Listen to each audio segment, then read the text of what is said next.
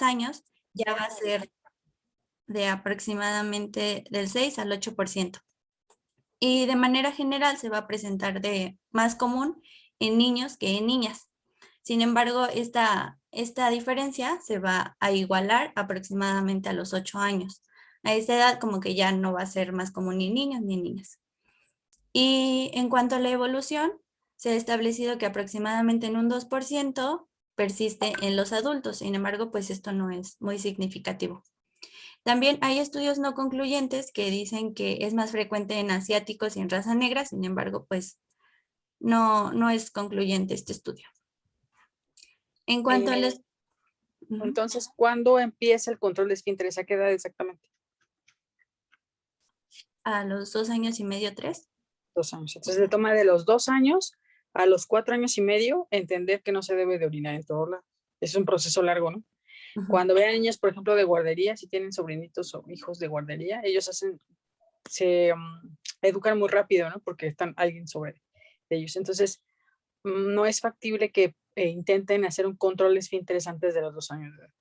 Y en nuestra población, que es muy violenta, pues, si se dan cuenta, pues, la mayor parte de las mamás son muy golpeadoras y violentas, entonces a los niños les pegan, ¿no? Que eres un cochino, o ya controlaron y no controlan todavía el nocturno y se orinan en la noche y les pegan, ¿no? O los dejan muy, pues los estresan mucho, ¿no? Entonces es un proceso largo, ¿no? Que hay que entenderlo así. Entonces es normal o empieza el control de esfínteres de los 2 a los 4 años de edad. Ya cuando pasa esa edad, ocurre todo lo que está comentando su compañera, ¿no? Que es muy frecuente que no haya una causa orgánica, ¿no? Ahorita va a hablar más de ello. Adelante. Sí, bueno, precisamente lo que comenta la doctora es muy importante porque el control de esfínteres no es algo que se aprenda, sino es algo que se adquiere y todos llevan su ritmo. Y entonces también, como lo dijo la doctora, la enuresis es algo que no está asociado a una causa orgánica, sino que más bien tiene que ver con las emociones o el ambiente psicoafectivo del paciente. Y bueno, en cuanto a los criterios de diagnóstico, les puse una tablita que correlaciona 3 instituciones, como lo son la Asociación Americana de Psiquiatría, la OMS y la Sociedad Internacional de Continencia del Niño. Entonces, en cuanto a la edad, ambas, o bueno, más bien las 3, nos dicen que tiene que ser a partir de los 5 años. En cuanto a la frecuencia o las noches en las que ocurren los episodios, van a diferir un poco, ya que el DSM-5, bueno, 4 y 5, dice que debe de ser un mínimo de 2 veces a la semana.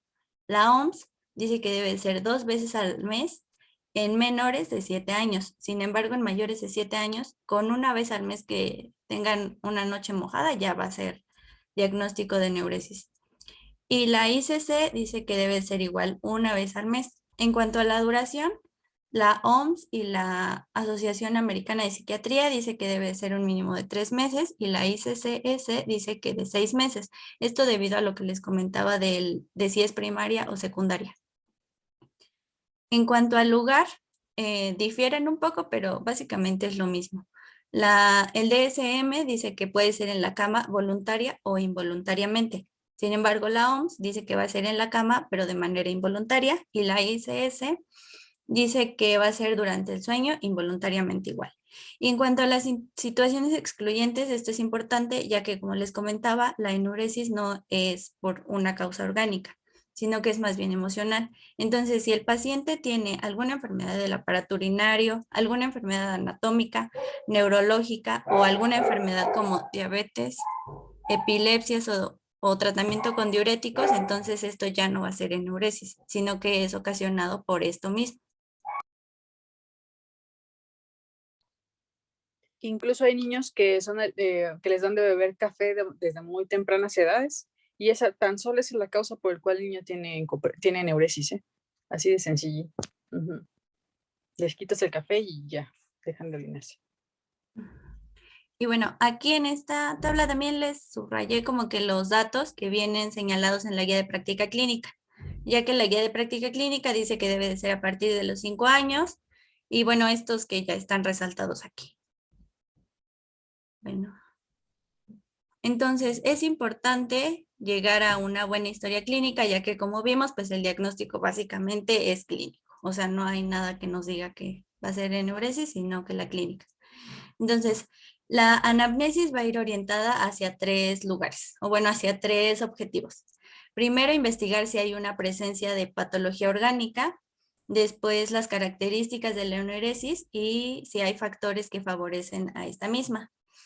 Para la presencia de una patología orgánica hay algunas cosas que nos pueden orientar, como por ejemplo si existe o no estreñimiento y o encopresis, que esto lo vamos a ver más adelante, pero es importante porque generalmente cuando existe enuresis hay presencia de estreñimiento o de encopresis. También es importante investigar el volumen urinario, las características del chorro miccional, la capacidad de retención, la existencia de dolor al orinar o urgencia miccional, si hay sangre al momento de orinar o si hay alguna historia de cefalea, convulsiones o ausencias. En cuanto a las características de la enuresis, es importante saber a partir de qué momento se presentó, a qué edad, cuántas veces en la noche se orina el niño, para saber también los criterios diagnósticos. Y en cuanto a los factores favorecedores, pues esto como ya nos comentaba la doctora, la actitud de los padres hacia el control del niño, pues va a tener mucho que ver con la presencia o no de enuresis. Las características familiares, por ejemplo, si hubo algún evento reciente que estresó al niño, por ejemplo, un divorcio, que se están cambiando de casa, cambio de escuela y demás. Y también los antecedentes familiares, ya que se ha presentado que en aproximadamente un 77% de casos que tienen enuresis está asociado a que sus padres también tuvieron esta enuresis. Entonces, la exploración física se va a llevar a cabo con el objetivo de buscar alguna enfermedad orgánica, ya que pues para descartar. Entonces es importante saber el peso y la talla, ya que si hay alguna disminución o no hay un correcto peso y talla, pues puede ser que haya alguna falla en el neurodesarrollo. La presión sanguínea también es importante, ya que, por ejemplo, algunas nefropatías cursan con hipertensión. También es importante explorar los genitales y las regiones lumbosacras, ya que pues aquí generalmente es donde más nos podemos dar cuenta de alguna malformación congénita. El abdomen, las fosas renales y el sistema nervioso, pues ya que algunas enfermedades neurológicas cursan con poliuria. Y bueno, hasta aquí hay alguna duda o algo que quieran agregar. No, ¿No? compañera, todo bien. Yo tengo una duda. Ujú. ¿Cómo nosotros podemos medir o cuál sería la manera adecuada para medir el volumen de la orina? Bueno, para eso precisamente les voy a compartir una diapositiva. Aquí está. El volumen urinario se mide de esta manera. La capacidad vesical máxima es igual a 30 más 30 por la edad de niños. O sea, la edad del paciente por 30 más 30. Entonces, el volumen miccional máximo diurno teórico va a ser igual a la edad del niño más 2 por 30. Y sin embargo, en recién nacidos, aquí también les puse los parámetros, que lo normal es de 30 a 60 mililitros y en adolescentes es de 250 a 500 mililitros. Y bueno, las frecuencias de micciones normales en un recién nacido es de aproximadamente de 12 a 16 en un día y en adolescentes es de 4 a 5 en un día. Entonces, esto se los dejé aquí en la presentación, pero pues por tiempo quise omitirlo. Ay, perdón, pero gracias. No, no te preocupes.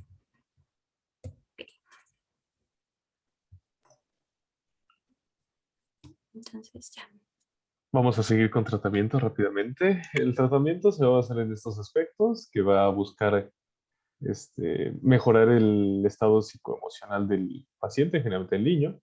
Este se va a tratar a través de psicoeducación, medidas generales, que ahorita vamos a hablar de ellas, y el uso de diarios, que es una de las medidas que se ha implementado para generar una modificación de la conducta y que ha tenido muy buena respuesta. Tenemos un aspecto conductual que realmente no está disponible en México porque las alarmas que detectan la humedad se conectan, vamos, ponen aquí y se conecta un brochecito en el pañal, no se debe usar pañal, pero en el calzoncito del niño y detecta la humedad. Y este es cuando como lo puedes despertar y puedes invitarlo a que vaya al baño. Como no está disponible en México, pues lo vamos a omitir. Y los farmacológicos, en el caso en el que el tratamiento motivacional no esté funcionando, no haya una cooperación por parte de los padres o no tenga una buena respuesta en el paciente, se va a tratar de introducir este tratamiento farmacológico. Este también puede funcionar cuando existe una frecuencia alta en las noches mojadas del niño, o sea, muchas más de un mes, o sea, más en una semana, demasiadas. Solamente en esos casos como vamos a utilizar el tratamiento farmacológico. Aún así, para iniciar el tratamiento se debe insistir en mejorar el autoestima del paciente. Esto es primordial, así desde inicio, desde que llega el paciente, es como que lo primero que se va a recomendar. Puedes pasar a la siguiente. Ok, las estrategias generales.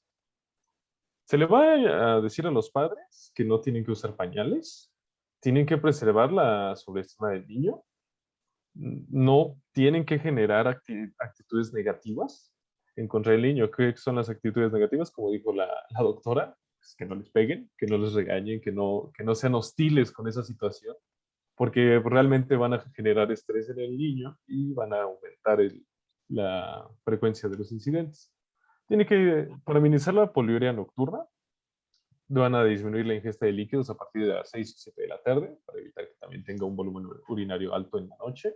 Disminuir el contenido de calcio y sodio en los alimentos de la tarde, así como los que contengan cafeína principalmente. Se van a evitar este tipo de alimentos, como lo dijo la doctora precisamente.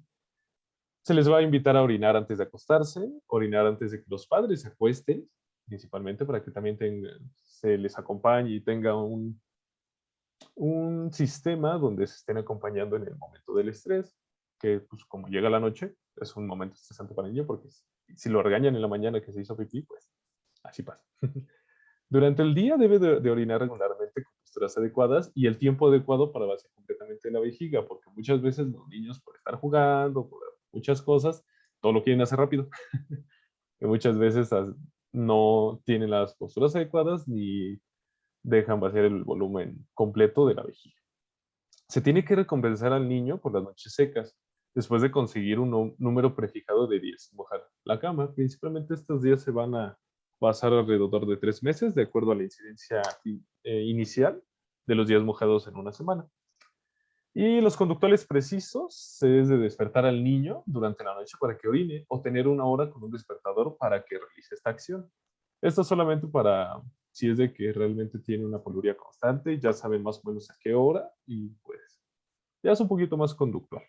Es más complicado manejar, pero sí es una de las estrategias.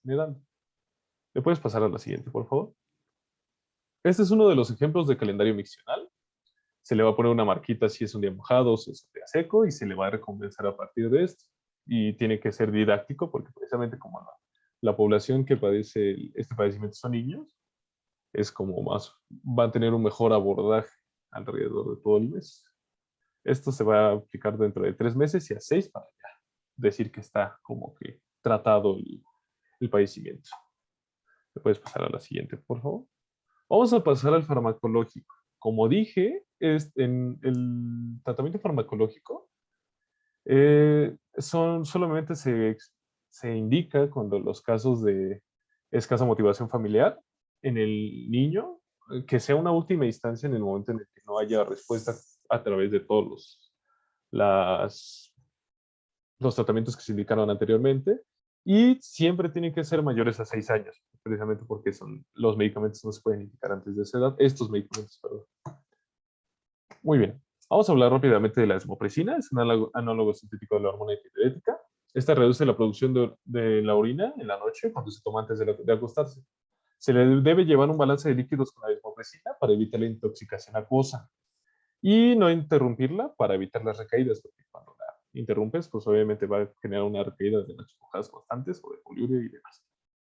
Esta se va a indicar de 0.2 a 0.4 miligramos 30 minutos antes de la última micción o antes de acostarse. Hay una presentación intranasal de 10 a 40 microgramos al acostarse. Es buena elección cuando la frecuencia de las noches mojadas es baja. La tienes que saber de acuerdo a la anamnesis inicial. Las complicaciones son la intoxicación acuosa, por lo que se debe de restringir la ingesta de líquidos a no más de 240 mililitros cada noche, desde 1 hora antes hasta 8 horas después del medicamento. Y no se recomienda la interrupción brusca precisamente porque esta va a generar una buena respuesta porque es uno de los medicamentos de primera línea. En el caso de que no tenga una respuesta con este medicamento, se le puede indicar el siguiente, que es la oxibutina. Este es un fármaco anticolinérgico relajante del músculo liso. Es utilizado en la enuresis diurna generalmente, causada por hiperactividad del músculo detrusor y enuresis nocturna nada más.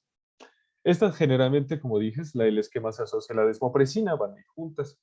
En una respuesta en una enuresis mixta que no haya tenido respuesta con la desmopresina como tal. Se va a indicar una vía oral a dosis de 0.3 a 0.5 miligramos kilogramo día en 3 dosis, cuando el número de emisiones nocturnas es elevado, o en enuresis mixta. Los efectos adversos son la boca seca, vértigo y constipación, y no se prescriben menores de 6 años. Puedes pasar a la siguiente, por favor. Este medicamento solamente lo va a recetar un psiquiatra de niños y adolescentes. Debe ser supervisado su indicación por un psiquiatra. No es tan fácil que nosotros lo hagamos. Pero pues es para completar el esquema de medicamentos para este padecimiento. Es la imipramina. Este inhibe la recaptación neuronal de noradrenalina y serotonina. Y se debe hacer un electrocardiograma para indicarlo, porque tiene una contraindicación total con las arritmias. Si no está diagnosticada una arritmia en la población, en el paciente, sí va a ser, hasta puede ser letal. Entonces sí hay que tener cuidado con ello. Bueno, por parte de los psiquiatras principalmente. La dosis va a ser una vía oral de 1 a 2.5 miligramos sobre kilogramo día. Una sola dosis al acostarse. Y como dije, la sobredosis puede ser fatal.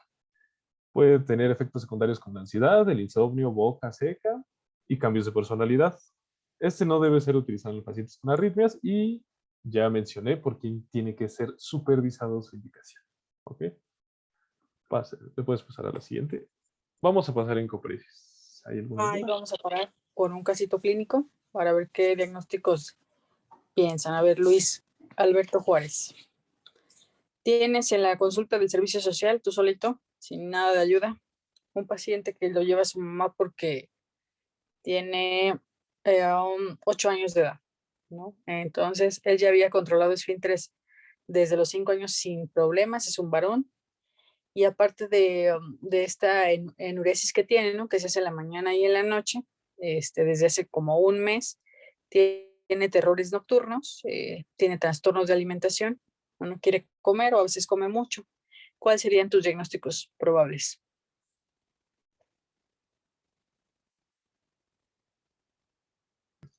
Perdón. Pues sería eneuresis secundaria, un probable, bueno, con el antecedente de que tenía control de los esfínteres. Tendría probablemente con los terrores nocturnos, pues probablemente ansiedad, algún trastorno de ansiedad. Y pues sospecharía también de abuso, ya sea en escolar o familiar. Entonces, la primera causa es que sea eso, ¿no? Luis Alberto, que tenga un paciente de esas características, que tenga abuso sexual, ¿eh? Ni siquiera es abuso o acoso de otro tipo, ¿no? Entonces, siempre que le llegue a un paciente que tiene ya control de esfínteres previos o que ya iba ahí más o menos encaminado, una de las principales signos y síntomas es la enuresis, ¿no? Entonces, échenle mucho ojo a eso. En la vida real, no, los pacientes no les va mal con la pura psicoterapia, con que tomen agua antes de las 6 de la tarde, que no tomen líquidos diuréticos, y que los vayan entrenando. Eso resuelve casi todo el problema de la enuresis, ¿no? El problema sería, o el complicado es el que hay que medicarlo, y eso es casi habitualmente los ven los psiquiatras, ¿no? Y por lo regular tienen otros trastornos, ¿no? Otros trastornos psiquiátricos. Pero es cuestión de paciencia y de enseñar a la mamá si es que no sabe esto.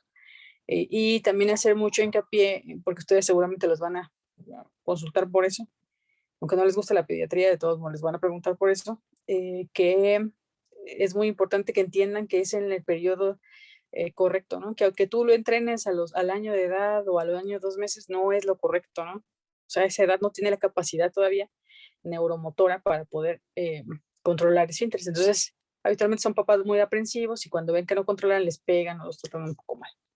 Entonces, todo va con el crecimiento y desarrollo del niño, ¿no? Tiene que ir así. Vale, bueno, voy a hacer otra preguntita por ahí. Vamos a ver. Otro caso, a ver qué piensan de este. A ver, Everardo García. Es un paciente de 10 años de edad que tiene control esfínteres desde también los 5 años de edad perfectamente, pero lleva aproximadamente 6 meses con enuresis nocturna. Y la mamá llega a la consulta y te dice, pero ya tiene 3 episodios también de infecciones de vías urinarias. ¿Tú qué pensarías en particular de ese niño? Pues ahí sí, igual creo que sería una neuresis no monosintomática, porque ahí ya estamos hablando de una patología adicional, que vendrán siendo las infecciones de vías urinarias. Y, por ejemplo, en la exposición mencionaron, por ejemplo, la urgencia miccional, la poliaquiuria, en la noche en particular, pues es un factor importante para estar pensando en eso. Y pues hay que tratar la enfermedad de base, que serían las infecciones de vías urinarias. Ajá, exactamente. Entonces, no es normal que el paciente con enuresis tenga infección de vías urinarias. Ahí te está, ¿quién levantó la manita? A ver, contéstame. Termina Sí, la yo, idea. doctora. Ujú. Sí, bueno, yo recuerdo haber leído también que, por ejemplo, cuando había neuresis, también teníamos que contemplar si los niños ya tenían infecciones de vías urinarias, porque podrían ser secundarias a que ya, o sea, hubo mucho tiempo, principalmente en niñas, que ya hubo mucho tiempo que mojaba, pues, la ropa interior y eso generaba también o propiciaba que hubieran infecciones. Entonces, no es normal que un niño tenga, para principio, enuresis, ¿no? Pero secundariamente, que ya haya controlado y que tenga enuresis y que tenga infecciones de vías urinarias, no es normal en un niño. O sea, es normal en una mujer, ¿no? Que se la pasa todo el tiempo aguantándose. Incluso en los varones no es normal.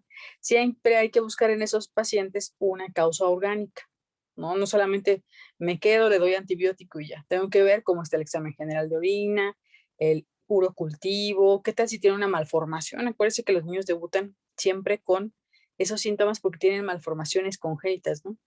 Entonces no se les vaya a ir eso. También es muy importante preguntar las características de la orina, más o menos el volumen miccional, el chorro, qué es lo del tenesmo, poliaquiuria, poliuria, y si es necesario pedir un ultrasonido para ver cómo están los riñones, ¿no?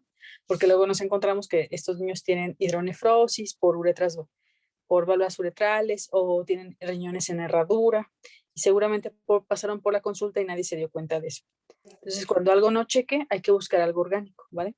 Doctora, por ejemplo, también había leído que la parte en la que, pues, el aseo, pues, propiamente cuando van pues, propiamente a evacuar, o sea, cómo es ese aseo, ¿no? O sea, si lo limpia la mamá, si lo limpia el papá, y si lo limpian bien, o en dado caso que usen pañal, porque también se puede dar el caso, o sea, cada cuánto se cambian y todo, porque pues esa suciedad puede mantenerse ahí, pues causar una enfermedad de vías urinarias, ¿no?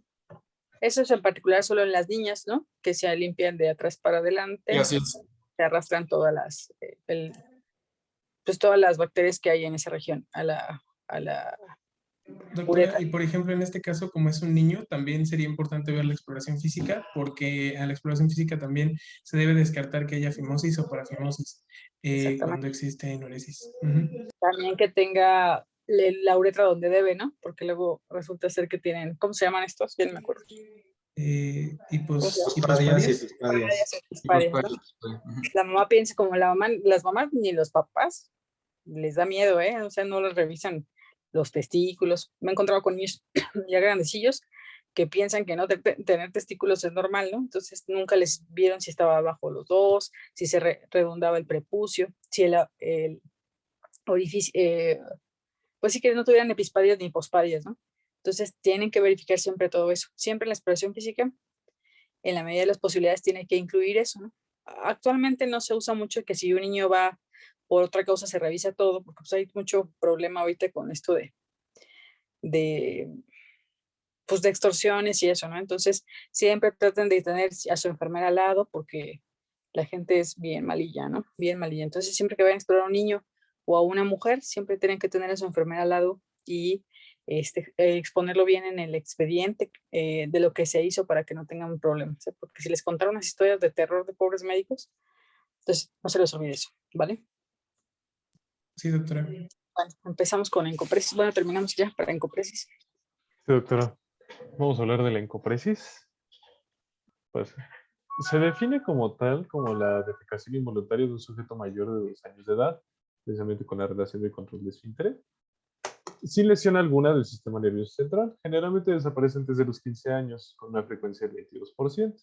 Se acompaña generalmente de estreñimiento y fecalomas. ¿Le puedes pasar a la siguiente, por favor? La epidemiología, este padecimiento puede ser que muchas veces no se informa, no son considerados problemas, pero pues algunas evidencias refieren que del 1 al 3% de los niños de 4 a 11 años de edad padecen encopresis. Y la prevalencia más alta se encuentra entre los 5 y 6 años de edad. Puedes pasar a la siguiente, por favor. Tenemos factores de riesgo. Los factores genéticos, que son en el 16% de los casos, pueden presentar antecedente de encopresis de parte de los padres. Puede existir una labilidad neurovegetativa asociada a hiperactividad anal con hiperreactividad a la distensión rectal mínima.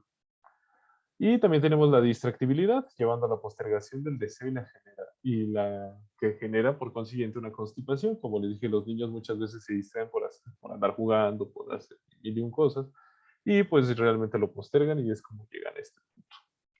Puedes pasar a la siguiente, por favor. Y bueno, en cuanto a la clasificación, va a ser, en cuanto a primaria y secundaria, va a ser igual que la eneuresis. En la primaria va a tener, no va a tener un antecedente de continencia fecal menor a 6 meses. En la secundaria va a haber un antecedente de continencia fecal, perdón, previo. Y vamos a tener 2 tipos principales. Van a ser la encopresis retentiva asociada a estreñimiento y la aislada vesicopatológica. La primera va a ser la más frecuente, siendo un 75 a 90% de los casos. Se dice que la retentiva secundaria va a ser la encopresis más frecuente. En esta hay como le dice su nombre, va a haber un antecedente de estreñimiento y va a haber escurrimiento fecal involuntario, ya sea nocturno o diurno. El diurno va a tener o nos va a indicar que hay una afectación orgánica evidente. El estreñimiento basado en la guía de práctica clínica va a suceder cuando existen menor a 3 evacuaciones por semana. A la exploración física de estos pacientitos vamos a tener una distensión abdominal, tumoración palpable abdominal e impactación fecal. Podemos hacer un examen digital anal en la cual podremos encontrar fisuras, enfermedad hemorroidal y prolapso, ya sea prolapso de esas mismas o prolapso anal. En cuanto a la aislada o psicopatológica, esta no tiene relación a estreñimiento, no tiene un antecedente de estreñimiento, ocurre de manera diurna y tiene una frecuencia normal de defecación, es decir, puede tener, o sea, el niño puede ir al baño de manera normal, o sea, no tiene, pues sí, o sea, su flujo no se ve afectado. Y estas, como ya lo había dicho David, puede estar asociada a trastornos, por ejemplo, del aprendizaje, de la atención, como el trastorno de déficit de atención e hiperactividad. Puede estar relacionada a trastornos de la psicomotricidad, fobia social y trastorno obsesivo-compulsivo. Cabe recalcar que si bien la eneuresis y la encopresis son 2 patologías diferentes, pueden estar asociadas en cuanto a la encopresis en un 40% de los casos con la eneuresis. La siguiente, por favor. En cuanto a criterios diagnósticos para la encopresis basados en el DSM-5, tenemos que el primer criterio diagnóstico va a ser la excreción repetida en heces de manera voluntaria o involuntaria, ya sea nocturna o diurna. Al menos uno de estos episodios sucede cada mes durante un periodo de 3 meses, como mínimo. La edad cronológica es de 4 años o en su caso, dependiendo, haciendo una valoración psicológica, debe tener una edad en cuanto al desarrollo intelectual, una edad mental de 4 años aproximadamente. Esto es muy importante para poder descartar diagnósticos. Asimismo, esta encopresis no es atribuible a haber ingerido sustancias ya sean laxantes o otras afecciones médicas, ya sea infecciones, por ejemplo, exceptuando, por ejemplo, mecanismos asociados a estreñimiento que vamos a ver más adelante. Algo importante a destacar es que, como ya vimos con anterioridad, la encopresis retentiva va a tener pruebas de estreñimiento. Sin embargo, la psicopatológica no va a tener algún indicativo durante la exploración física, más que pues el manchado de la ropa y la referencia de la madre. La siguiente, por favor. En cuanto a la evaluación, pues vamos a evaluar el inicio de este manchado de la ropa, cuándo, a qué hora ocurre y lugares en donde ocurre, porque puede ser que el lugar en donde sea la ocurrencia de este padecimiento puede ser un factor detonante para que suceda. Si hay periodos de defecación adecuada en caso de encopresis secundaria, esto también es muy importante. El método de aprendizaje que utilizan los padres, porque como vimos también con la neuresis, el factor psicológico es muy importante en estos niños. También investigar cuál es el hábito de la defecación, con qué métodos se está realizando este aprendizaje del hábito de la defecación o reforzamiento de este hábito de la defecación, si el paciente tiene urgencia anal, es decir, reconoce que quiere ir al baño, si hay retención, es decir, si contiene o por lo menos un poco, y si presenta dolor al defecar. Obviamente el antecedente de estreñimiento, tanto referido por la madre como por la exploración física, y el interrogatorio, y la actitud de los pacientes y los familiares frente al trastorno, es decir, cómo lo afronta el niño, si lo ve, pues si le afecta demasiado, también cómo lo afrontan los familiares y cómo es que lo manejan con el niño, el estilo de crianza de los padres, si existen comorbilidades psiquiátricas, por ejemplo, en trastornos psicóticos, estos niños suelen tener hurgamiento fecal, suelen mostrar de manera recurrente su ropa manchada, pueden incluso embarrar las paredes con sus heces y ese tipo de cosas. En cuanto a la radiografía simple de abdomen, vamos a tener acumulación de materia fecal con acumulación igualmente de gases a nivel de colon. Podemos ver aquí en los círculos, tanto en el colon sigmoideo como en el colon ascendente, pues la acumulación fecal.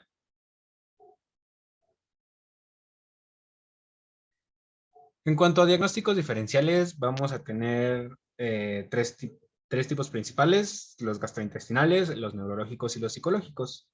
Los gastrointestinales principalmente van a ser malformaciones anorrectales, estenosis anal congénita principalmente, y ano imperforado en cuanto a estas. También podemos tener prolapso rectal, parasitosis crónica, fecalomas y diarrea crónica. En cuanto a enfermedades neurológicas, vamos a tener enfermedades aganglionares, como son la enfermedad de Hirschsprung. También vamos a tener otras enfermedades hipoganglionares del colon. Podemos tener traumatismo requimedular y encefalopatía grave. En cuanto a psicológicas, la principal y la que destaca el DSM-5 es la menor edad mental a la cronológica, así como reacciones ansiosas aisladas que puedan desencadenar estas encopresis que no sean constantes. En cuanto a enfermedades causantes del estreñimiento, vamos a tener la fístula anorrectal. Esta va a ser la que ocasiona dolor, por esto es muy importante interrogar el dolor, dado que la causa del estreñimiento no va a ser de origen mecánico como tal, sino que el niño va a hacer una retención de las heces debido a que le duele en sí el hecho de defecar. Enfermedades metabólicas, el hipotiroidismo, que también sabemos que causa constipación, y pues una dieta constipante y el uso de antiespasmódicos. Una dieta constipante, como ya sabemos, poca ingesta de agua, poca ingesta de fibra, el consumo de ciertos alimentos como el plátano, el chocolate, que vamos a ver más adelante. Siguiente, por favor. Hay creo que es una antes. A ver. No, ya, así está bien. Ya. En cuanto al tratamiento, van a ser 4 pilares: la educación, tanto del niño como de los padres; la desimpactación fecal en caso de que sea encopresis retentiva; el mantenimiento; y la terapia conductual, es decir, mantener tenemos que mantener a estos pacientes con un avance continuo y además que tiene que ser integral, tanto un equipo de psicología o psiquiatría, incluso gastroenterología y pues el mismo médico general, pediatra. En cuanto a su educación, pues brindar la información sobre la función digestiva y excretora normal a los padres como a los niños y también hacer evidente a los mismos que pues es un fenómeno que puede ser reversible si se tiene si se siguen las normas, ¿no? Las pautas adecuadas para sobrellevar esta patología. Tenemos que también fomentar sobre este tenor el hábito de defecar, que va a ser o tiene que ser de 2 a 3 veces al día, de 5 a 10 minutos, 1 hora después de comer. Algo muy importante es no exigir que se realice o que al momento del hábito de defecar se realicen deposiciones. Y esto es muy importante para hacer un reforzamiento positivo de la conducta del niño y así que no asocie el hecho del hábito de defecar con algo negativo. Es decir, que el niño diga, bueno, ¿para qué voy? Y si me van a castigar, me van a regañar. Eso empeora las cosas. En cuanto a dieta, tenemos que tener pues una dieta no constipante, líquidos suficientes, dieta rica en fibra y evitar algunos alimentos como el queso, la manzana, chocolate, plátano, zanahoria, que que se ha visto que son alimentos que pueden estimular la constipación. Como tal, podemos referirlo tanto a psicoterapia, en terapias conductuales cuyos objetivos van a ser reforzar la creación o el reinstalamiento del hábito de defecar, el entrenamiento del reflejo gastrointestinal, es decir, que los mismos pacientes reconozcan su urgencia al defecar, un refuerzo positivo de la conducta activa del niño, tanto el logro de defecar en el baño, logro de retención, el aseo y la limpieza de la ropa. Asimismo, el hecho de tener un refuerzo físico del progreso del niño es bastante gratificante para él mismo, ya sea como tener un calendario como el que se utiliza para el enuresis, o incluso algo más sencillo como una pila de monedas, cositas que pueda ver el niño como tal para poder ver su progreso. La desimpactación va a ser, pues, va a estar acompañada de tratamiento farmacológico. En caso de que haya hiperactividad rectal, se van a utilizar antiespasmódicos como el butirato de iosina. En caso de que tenga episodios de crisis de pánico, se va a utilizar ipiramina y como complemento van a ser laxantes como el polietilenglicol. Se utilizan en caso de que la impactación sea severa, lavados intestinales y enemas, y en caso de que haya un fracaso en el tratamiento ambulatorio, ya sea por cuestiones mecánicas del intestino grueso o de una grave disfunción familiar, se va a requerir la hospitalización del mismo e incluso pues su interconsulta a psiquiatría en caso de que, por ejemplo, tenga algún trastorno psicótico.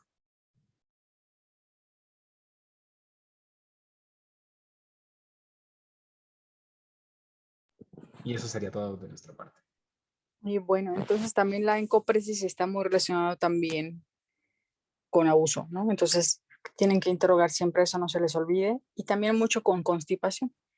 Como ya hablaron de la fisiopatología, pues imagínense que ese paciente está con estreñimiento, de repente se relaja y pues hace poquita popó, ¿no? Y entonces las mamás andan peleando por eso. Si el niño tiene estreñimiento, se tiene que tratar el estreñimiento, hacer psicoterapia y con eso van mejorando bastante, ¿ok? Y también hay que ver que no sea una causa secundaria, ¿no? De algún trastorno neuronal, ¿no? Neurológico principalmente, o psiquiátrico, como bien comentaste. Alguna vez llegué a ver una mamá que dijo que se dio cuenta que su hijo tenía esquizofrenia cuando lo encontró bañándose en la regadera, pero en vez de jabón se estaba tallando con la caca, ¿no? Lo estaba embarrando. Dijo, esto no está bien. Por lo regular va a hablar de trastornos muy graves, ¿no? Psiquiátricos de esos pobres bebés. Ajá. ¿Tienen alguna pregunta? Creo que no, doctora. No, todo bien. No, doctora, muy clara la clase. Ya nada más como dato cultural, la eneuresis y encopresis están relacionadas con la tríada de McDonald, que es eneuresis, maltrato animal y piromanía, que es uno de los criterios diagnósticos para poder ver a un asesino serial en criminología criminalística.